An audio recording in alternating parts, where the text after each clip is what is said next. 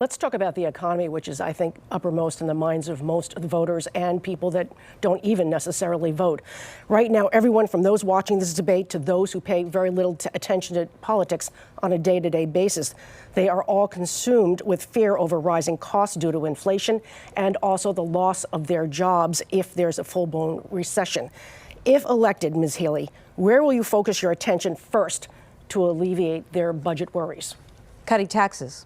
Cutting taxes. I hope this month we see, Janet, those tax rebate checks go out to taxpayers. We also need to pass the tax reforms that Governor Baker proposed. These were tax cuts for seniors, renters, low-income, middle-income families. They included things like changes to the estate tax and, importantly, earned income credit for families. In addition, I have proposed to give each family a tax credit of $600 per child. So I'll start there. I've also talked about the need to drive up housing supply because the cost of housing across this state is out of control for so many people, and we need to make sure that we are driving down housing costs. Those are some of the things that I am going to get to work on day one. We'll get a chance to sort of drill down on both of those issues. Mr. Deal, the question goes to you.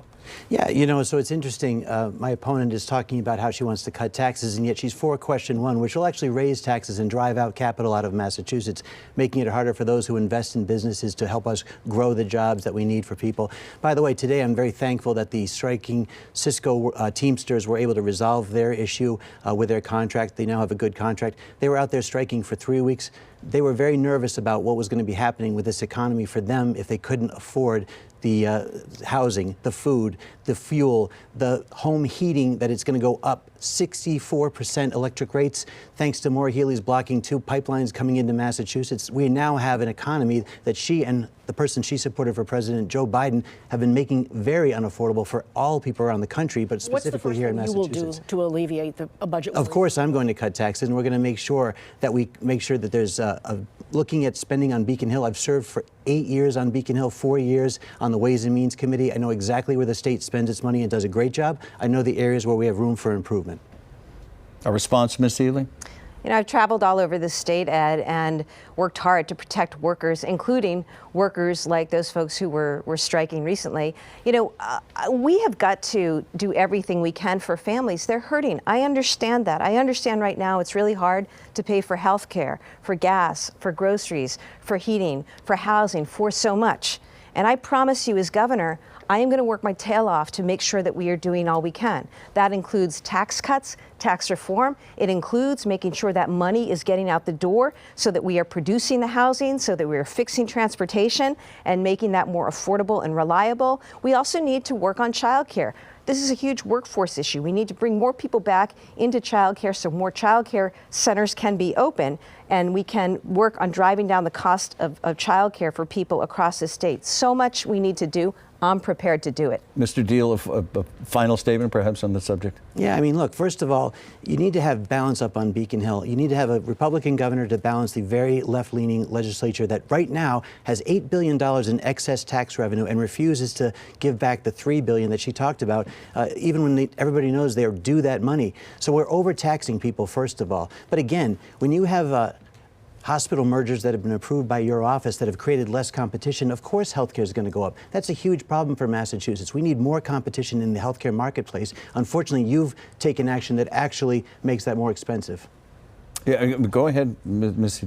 Healey, yes. Well, just some things were inaccurate there. First of all, you mentioned the pipelines. What I did was actually save Massachusetts residents billions of dollars as a result of that work. Because at the end of the day, the pipeline companies wanted to come in. They wanted us as ratepayers to pay for those pipelines. I said no. If you're going to build a pipeline, have your investors pay. They chose not to. And if it weren't for that, we would have seen even higher prices, okay?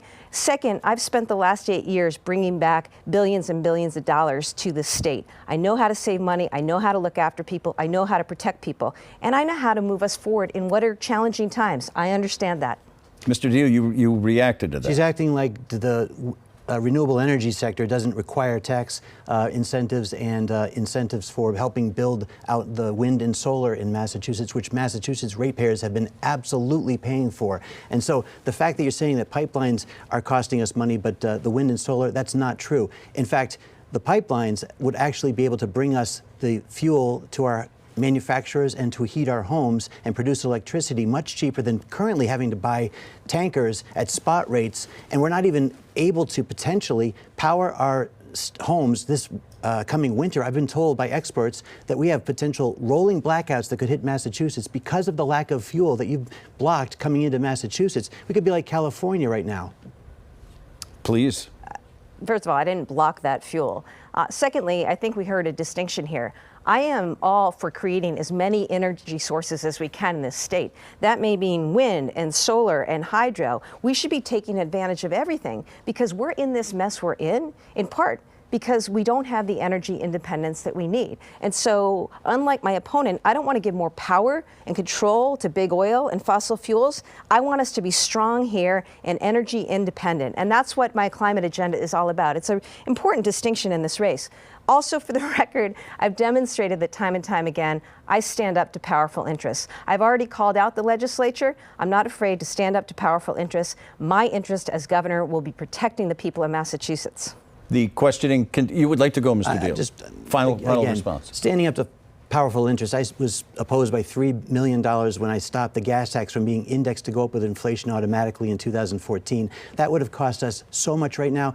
It's on top of the fuel cost, the added cost of the tax in Massachusetts would have been like California again. We can't afford that. And I am for renewable energies, of course, but you have to get from A to B in a responsible manner. To try to say we'll be fossil fuel free by 2030, the grid can't handle it. We don't have enough electricity being produced by wind and solar to be able to replace the fossil fuels. We have to make a gradual transfer. I'm an Eagle Scout. I want a clean environment as well. But you've got to be rational in how you do it and not to put a plan in place that will bankrupt every household and drive out every manufacturing business in the state.